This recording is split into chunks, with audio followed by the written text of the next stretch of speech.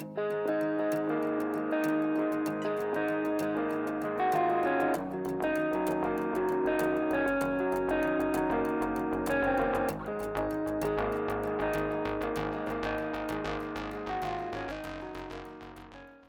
back, my artistic family. Glad you guys are here. Doing something a little bit different today. At the beginning of my journey, I did a lot of pouring on glass. I do have a playlist. It is called Acrylic Pouring on Glass. I will link that for you.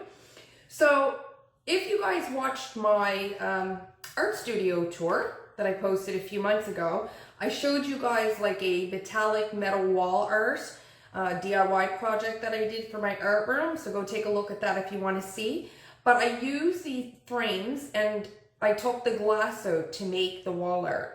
And so I like to reduce, reuse, recycle. So as always, I usually don't use a lot of color, but you will see that you don't have to, and how these colors blend are gorgeous. So what I have here, guys, is this new Deco Art Garnet, okay?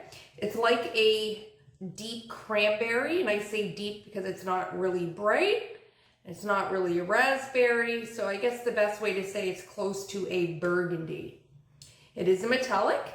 This is also Deco Art Decor Metallics, Obsidian. You guys know I love that, and I did a couple gorgeous pours with that in gold.